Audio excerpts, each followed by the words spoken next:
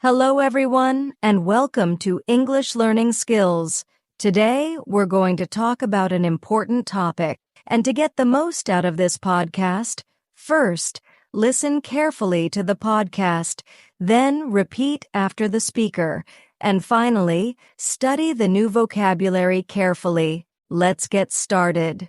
Hello, everyone. Welcome to Master English with Michael. Today, we have a great topic. How to improve your English. Hi, everyone. Learning English is fun, but sometimes it feels difficult. Today, we will share easy and useful tips to help you learn faster. That's right. Let's get started. The first tip is listen to English every day. Listening helps you understand words and sentences. You can listen to podcasts, songs, or watch simple TV shows. Yes. Start with easy English, like children's stories or slow podcasts. And don't worry if you don't understand everything. Just listen and try to understand the main idea. That's great advice. Now, let's talk about speaking. Many people feel shy when they speak English. But don't be afraid. Mistakes help you learn.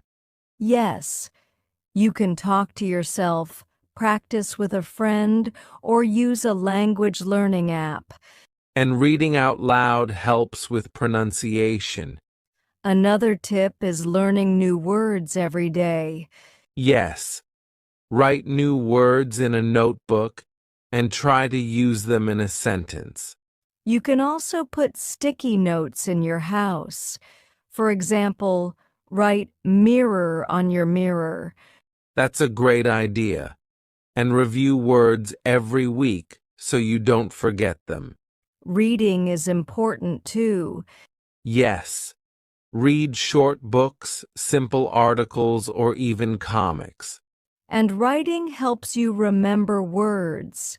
Try writing in a diary or sending messages in English. Even small sentences help.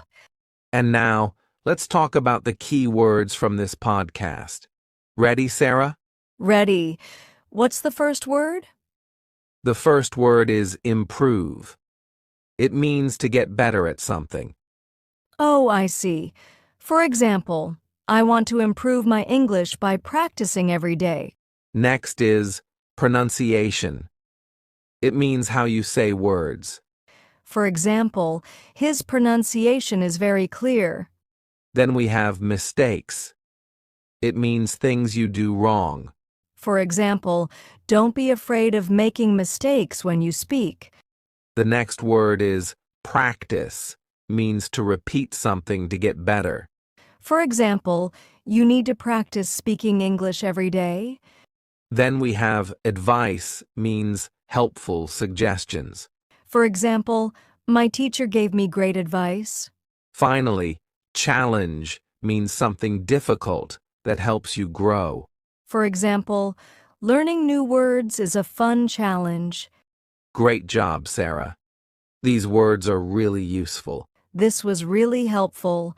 I understand these words much better now. Let's keep practicing.